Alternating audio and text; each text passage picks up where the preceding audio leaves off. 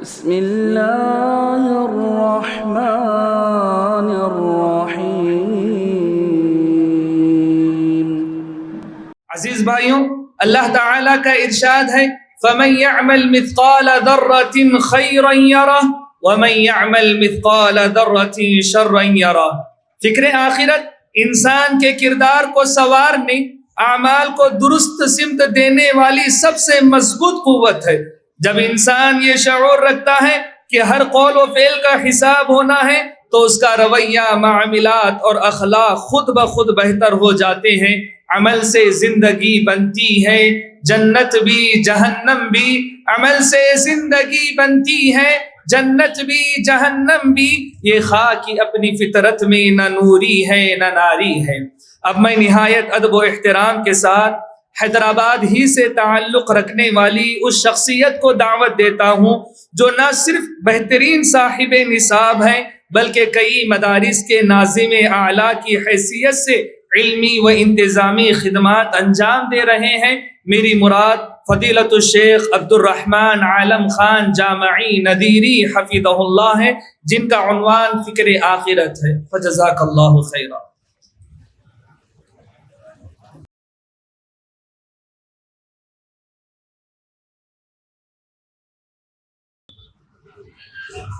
السلام علیکم ورحمۃ اللہ وبرکاتہ۔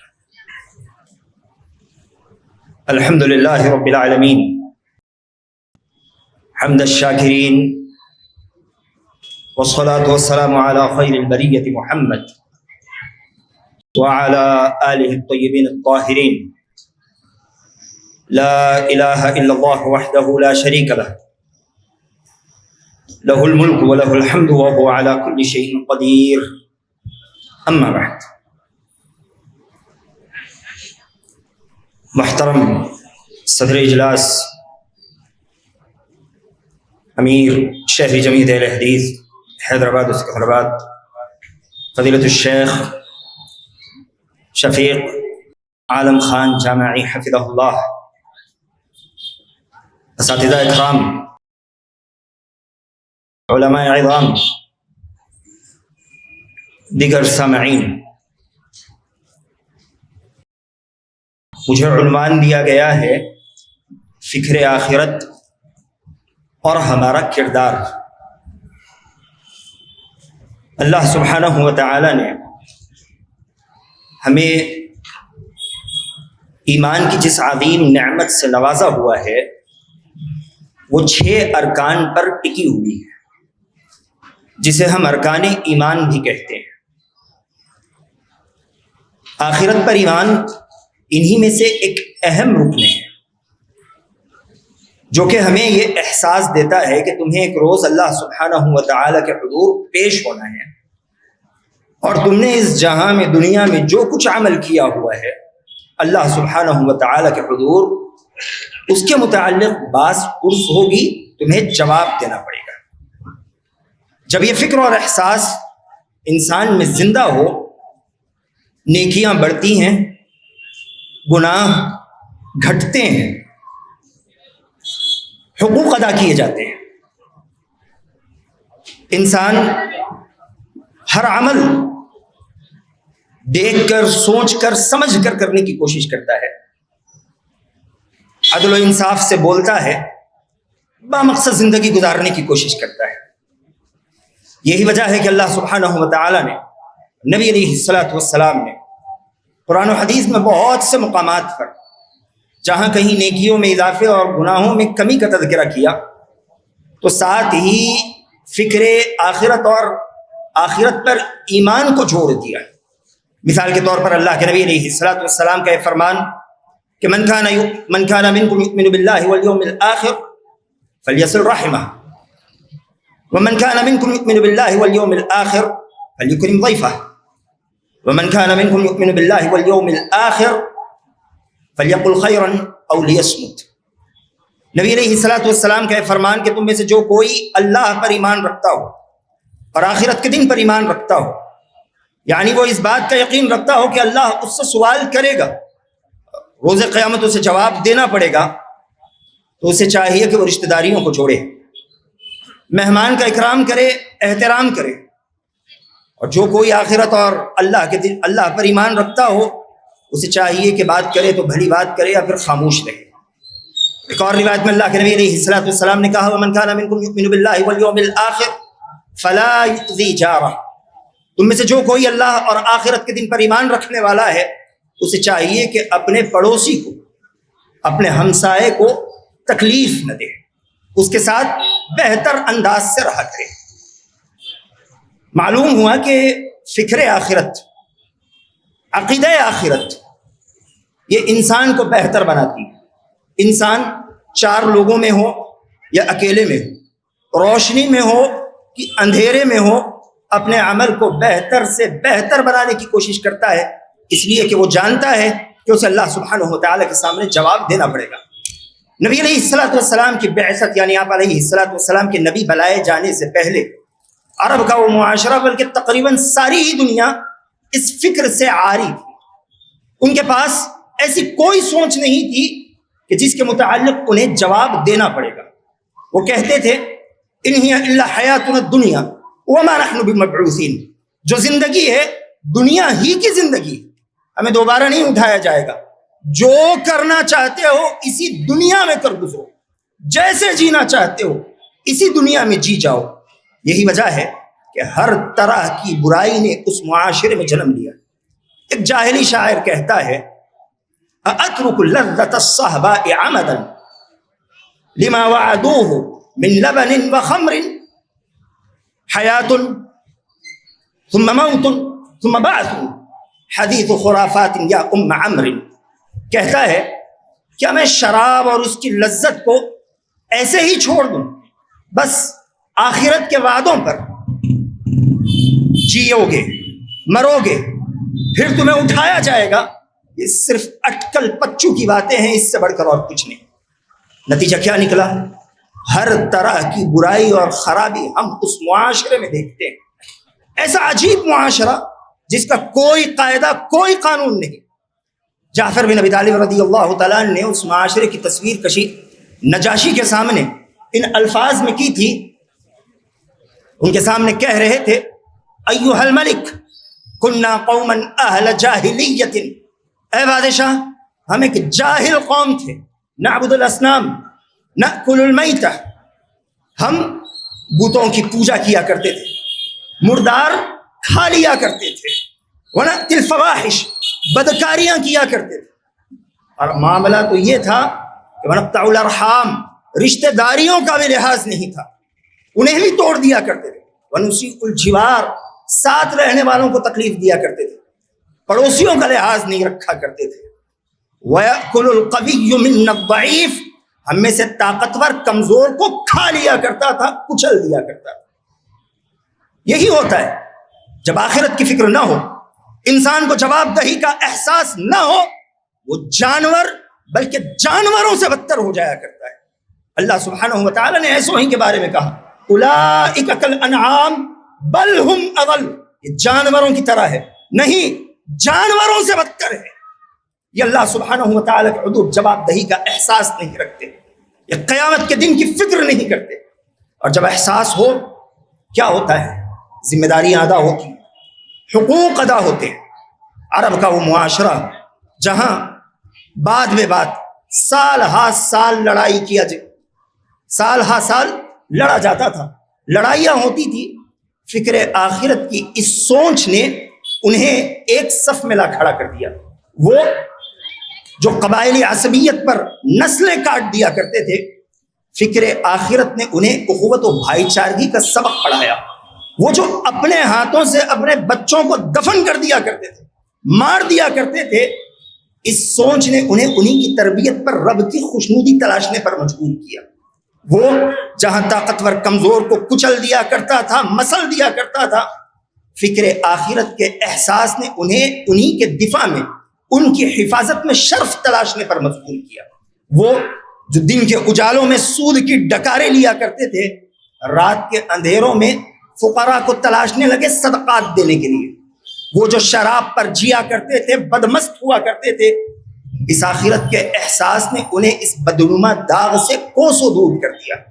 یہی ہوتا ہے، آخرت کا احساس معاشرے کو سنوارتا ہے، تو ہم یہ کہہ رہے تھے کہ آخرت کے دن کا احساس ذمہ داریاں ادا کرواتا ہے، حقوق ادا کرواتا ہے۔ عمر بن خطاب رضی اللہ تعالیٰ عنہ عام طور پر یہ کہا کرتے تھے لو مات الشاة على فرات لظننت ان اللہ سائلی عنہا یوم القیامہ، اگر فرات کے کسی کونے پر کوئی بکری کسی وجہ سے مر جائے تو میں یہ سوچتا ہوں کہ اللہ سبحانہ و تعالی قیامت کے دن مجھ سے اس بکری کے مرنے کے متعلق سوال کرے گا کہ عمر تیری خلافت میں وہ بکری وہاں کیسے مری۔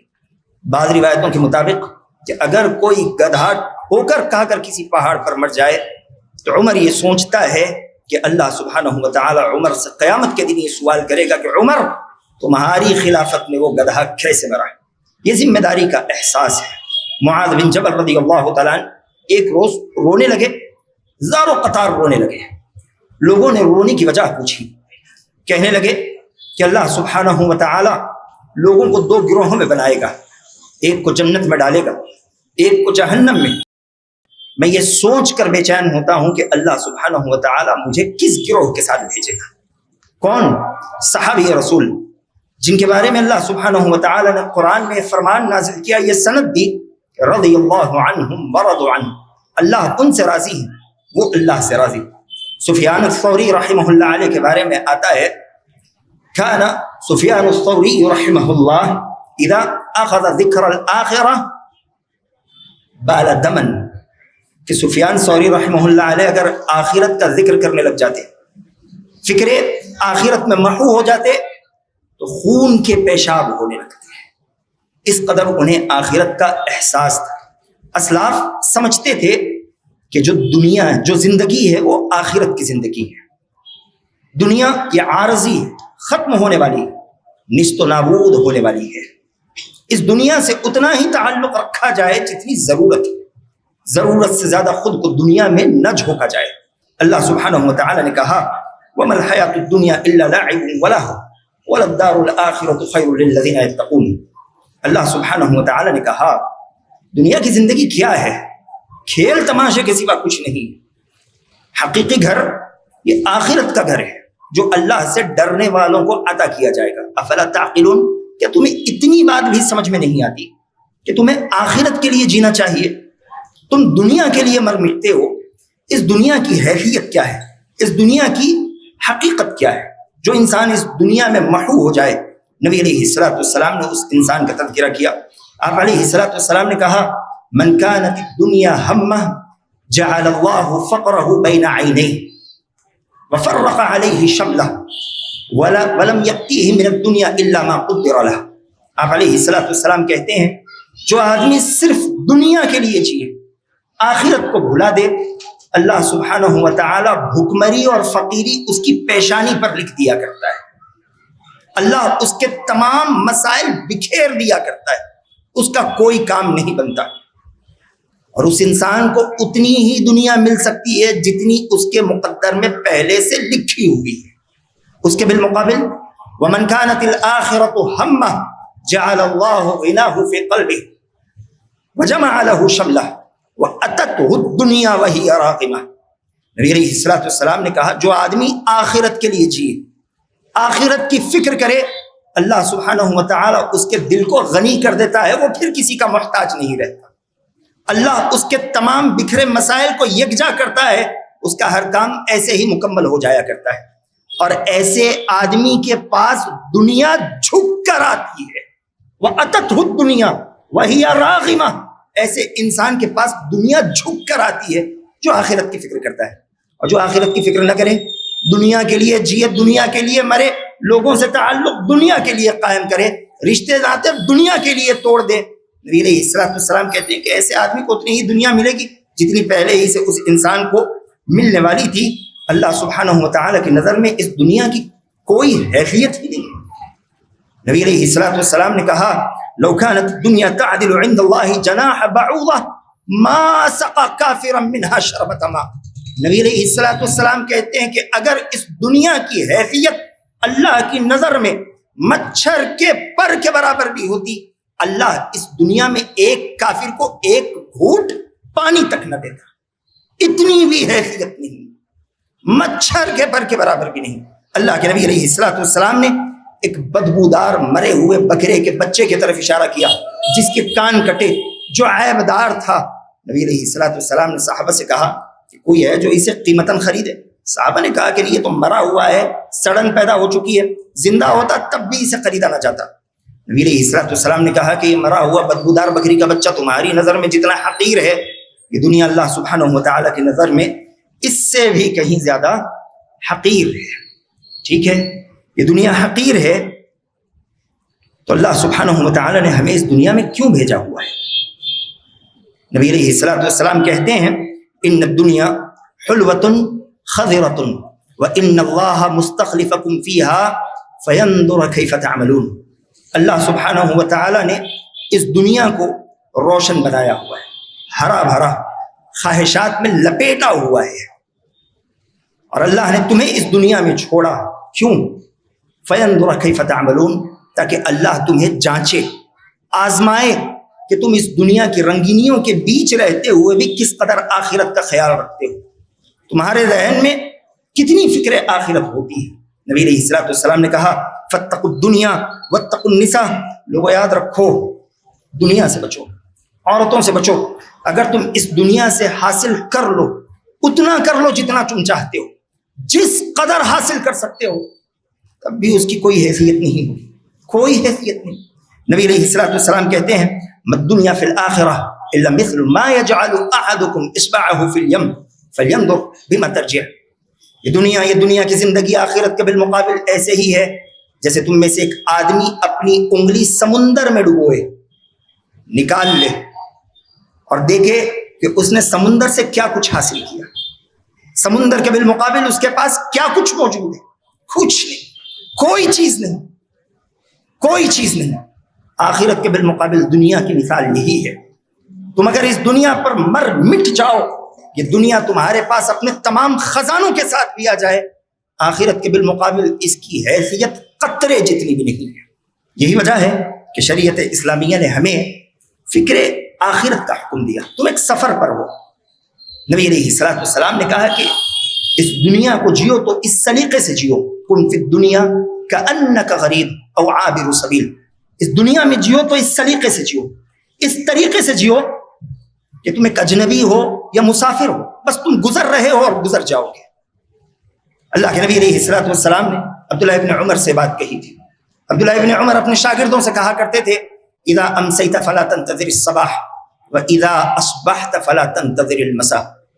इस सलीके से जियो कि रात करो तो सुबह का इंतजार न करो, ये सोच कर सो जाओ कि सुबह मेरी रूह कब्ज़ होने वाली है। सुबह करो तो रात का इंतजार न करो, ये सोच लो कि शाम से कबल अल्लाह सुब्हानहू व तआला मुझे मौत देने वाला है, उससे पहले आखिरत को संवारने की कोशिश करो। जो बेहतर अमल कर सकते हो करो। एक सवाल सबसे पहले मुझसे, फिर आखिर तक बैठे हुए इंसान से। अभी हम लम्हे भर के लिए सोचे, सुबह होने से पहले अगर हमारी आंख बंद हो जाए, आखिरत का क्या बनेगा? क्या हम रब के हुजूर खड़े रहने के लिए तैयार हैं? क्या हमारे अमाल हमें अल्लाह सुब्हानहू व तआला के हुजूर खड़ा कर पाएंगे? क्या हम जवाबदही में कामयाब हो जाएंगे? ये सवाल हम में से हर आदमी को खुद से करना चाहिए, और सिर्फ आज के लिए नहीं, बल्कि इस्लाम हमें सिखाता है कि ये तुम्हारे दिन रात का मशगला है। दिन रात तुम्हें इसी फिक्र में काटनी है कि दुनिया गुजर रही है, गुजरेगी, इसे गुजरना ही है। सवाल ये है कि तुम कैसे गुजार रहे हो? आखिरत का सौदा कर रहे हो या उसे तबाह हो बर्बाद कर रहे हो? और जिस सफर पर हम निकले हुए हैं, पता नहीं किसके पास अल्लाह ने कितना वक्त दिया हुआ है, कोई नहीं जानता। कोई नहीं जानता कौन उठेगा, कौन अपने अहलो अयाल का चेहरा देख सकेगा, कौन अपने बिगड़े मामलात को दुरुस्त कर सकेगा। हम में से कोई नहीं जानता कि अब यहां अल्लाह मुझे और आपको अपने गुनाहों पर तौबा की मोहलत भी देगा या नहीं। अल्लाह के नबी अलैहिस्सलाम ने कहा इर्तहलत दुनिया मुदबिरतन वर्तहलत आखिरत मुक़बिलतन। लोगों, दुनिया तुम्हें पीठ दिखाए जा रही है, आखिरत तुम्हारा सामना करते हुए आ रही। दोनों के भी चाहने वाले हैं। तुम दुनिया के चाहने वाले न बनो, तुम आखिरत के चाहने वाले बनो। आखिरत का चाहना ही असल चाहना है।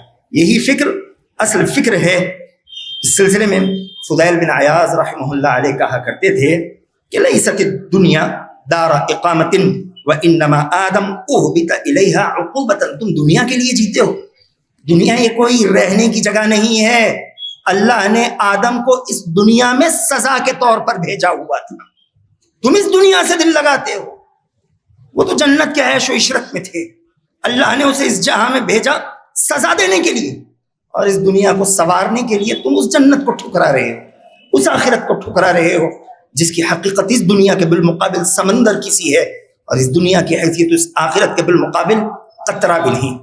اب ایک آخری سوال، کچھ باتیں اور اپنی بات کو ختم کرتا ہوں۔ میں اور آپ اپنے اندر فکر آخرت کیسے پیدا کریں؟ ہم کیسے اللہ سبحانہ و تعالیٰ کے سامنے جواب دہی کا احساس ہمہ وقت اپنے اندر زندہ رکھیں؟ کچھ طریقے ہیں، کچھ راہیں، کچھ اسباب جن کے اختیار کرنے کی وجہ سے باذنہ تعالیٰ فکر آخرت ہمہ وقت ہمارے اندر زندہ رہے گا باذنہ تعالیٰ۔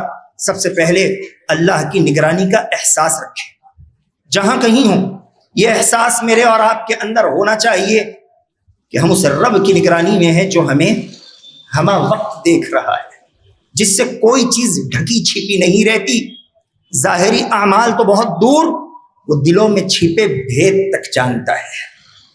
آپ جو سوچ رہے ہو وہ جانتا ہے، آپ جو سوچنے والے ہو وہ بھی جانتا ہے، اور آپ نے جو ابھی تک نہیں سوچا اور آپ جو کبھی نہیں سوچو گے وہ بھی جانتا ہے کہ اگر سوچو گے تو کیا سوچو گے۔ تم اس رب کی نگرانی میں ہو۔ اللہ سبحانہ و تعالیٰ نے کہا الم یعلم بان اللہ یری، وہ نہیں جانتے کہ اللہ سبحانہ و تعالیٰ انہیں دیکھ رہا ہے۔ نبی علیہ الصلوۃ والسلام نے کہا تھا اتق اللہ حیثما کنت، جہاں رہو اللہ سے ڈرو، عوام میں ہو ڈرتے رہو، دوست و احباب میں ہو بھول مت جاؤ وہاں بھی ڈرو، شادی بیاہ میں ہو وہاں بھی ڈرو، خاصتاً تنہائی میں ہو تو ڈرو۔ ہو سکتا ہے دنیا والوں کی آنکھ سے تم بچے ہوئے ہو، لیکن اللہ سبحانہ و تعالیٰ سے تم کبھی بچ نہیں سکتے۔ آج بہت سے داڑھی والے، سفید پوش بہت سے لوگ ہیں جو لوگوں میں ہوتے ہیں فرشتہ صفت ہوتے ہیں، اکیلے میں جاتے ہیں، پردے گراتے ہیں اور اللہ سبحانہ و تعالیٰ کی نافرمانی کیا کرتے ہیں۔ اسلاف کہا کرتے تھے اجعلت اللہ اہون الناظرین، کیا تم نے دیکھنے والوں میں اللہ کو سب سے معمولی سمجھ رکھا ہے؟ لوگوں کو اچھا چہرہ دکھاتے ہو، اللہ کے سامنے آتے ہو تو اللہ کے لیے برا چہرہ دکھاتے ہو۔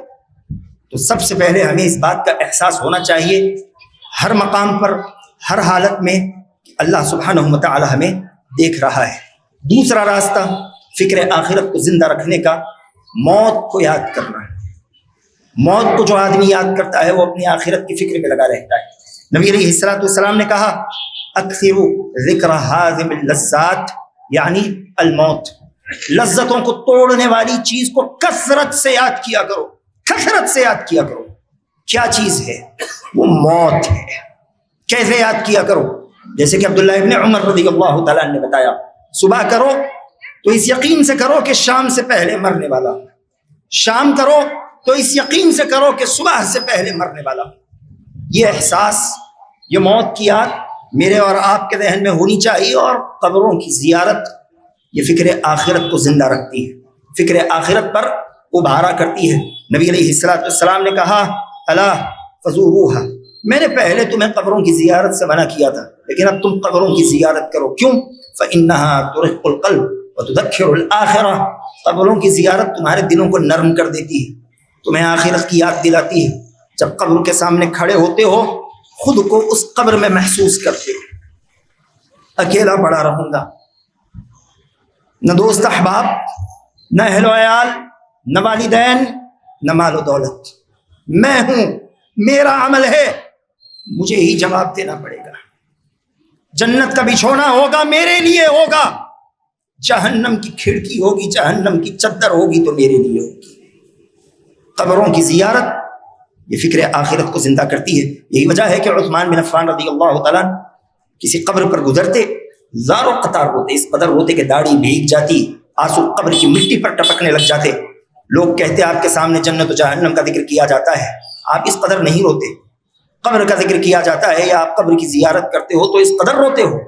عثمان بن عفان رضی اللہ تعالیٰ عنہ کہا کرتے تھے کہ ان القبر اول منازل الاخرہ، بات دراصل یہ ہے کہ قبر آخرت کی سب سے پہلی منزل ہے. جو یہاں کامیاب ہو جائے اس کے آگے کے مراحل آسان ہوں گے، جو یہاں ناکام ہو جائے اس کے آگے کی تمام منزلیں مشکل میں پڑ جائیں گی. آخر بات، اپنی دوستیوں کا لحاظ رکھو.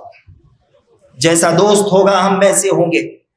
اگر آخرت کی فکر اپنے اندر میں اور آپ زندہ رکھنا چاہتے ہیں، ضرورت اس بات کی ہے کہ میں اور آپ بہتر سے بہتر دوست کا انتخاب کریں، اس ساتھی کا انتخاب کریں جو ہمیں آخرت کی یاد دلائے گا، اس مجلس کا انتخاب کریں جو ہمیں آخرت کی طرف کھینچ لے آئے گی. اللہ کے نبی علیہ السلام نے کہا المرء علی دین خلیلہ، دوست کے دین پر ہوتا ہے. جیسا دوست ہوگا ویسے تم ہو جاؤ گے. دوست دیندار ہوگا، نمازی ہوگا، فکر آخرت والا ہوگا، تم ویسے بن جاؤ گے. دوست برا ہوگا، بدکار ہوگا، تم اسی کی راہ پر نکل پڑو گے. ہم میں سے کتنے لوگ اس بات کا اقرار کرتے ہیں، میرا چھوٹا بھائی، میرا بیٹا یا میں خود پہلے ایسا نہیں تھا، پہلے ایسا نہیں تھا. کچھ ساتھیوں کا کمال ہے کہ انہوں نے مجھے اس ڈگر پر پہنچا دیا. اس سلسلے میں آخر بات کہتے ہوئے بات کو ختم کرتا ہوں. اچھی دوستی انسان کو جنت تک پہنچا دیا کرتی ہے. 99 قتل والے آدمی کا واقعہ آپ نے سنا ہوگا. اس نے 100 قتل کر دیے تھے. عالم سے سوال کیا کہ میں توبہ کرنا چاہتا ہوں. عالم نے کہا کہ توبہ کرو، اور کیا کرو؟ اذهب الى ارض فلان فانهم اناس يعبدون الله فاعبد الله معهم. یاد رکھو، توبہ کے بعد فلانی زمین کی طرف جاؤ. کیوں؟ وہاں کے لوگ اللہ کی عبادت کرنے والے ہیں.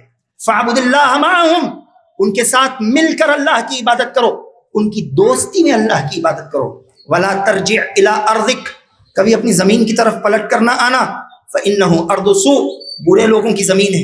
آؤ گے ان کی دوستی میں برے ہو جاؤ گے. کیا ہوا؟ بیچ راستے میں وفات ہو گئی. واقعہ آپ جانتے ہیں. ایک بالش، صرف ایک بالش نیک لوگوں کی بستی کے قریب تھا، نیک لوگوں کی صحبت کے قریب تھا. اللہ سبحانہ و تعالیٰ نے جنت کا فیصلہ کر دیا. نیک لوگوں کی صحبت آخرت کی کامیابی کا ذریعہ ہوتی ہے، فکر آخرت کا سبب بنتی ہے. اس کے بالمقابل بری صحبتیں انسان پتھر کو بدل دیتی ہے. اللہ کے نبی علیہ السلام نے حجر اسود کا ذکر کرتے ہوئے کہا ان حجر الاسود نزل من الجنہ وهو اشد بیاضا من اللبن فسودته خطایا ابن آدم. نبی علیہ السلام کہتے ہیں حجر اسود جو کعبۃ اللہ پہ لگا ہوا پتھر ہے، اللہ نے اسے جنت سے نازل کیا تھا. جب اترا تھا تو دودھ سے زیادہ سفید تھا. کالا کیسے ہو گیا؟ فسودته خطایا ابن آدم، ابن آدم کے گناہوں کی صحبت نے اسے کالا کر دیا. گناہ جنت سے اترنے والے پتھر کی رنگت تو بدل سکتے ہیں، میری آپ کی کیا حیثیت ہے؟ دعا ہے کہ الہ العالمین تو ہمیں فکر آخرت پر جینے مرنے والا بنا. آمین. وآخر دعوانا الحمدللہ رب العالمین. والسلام علیکم ورحمۃ اللہ وبرکاتہ.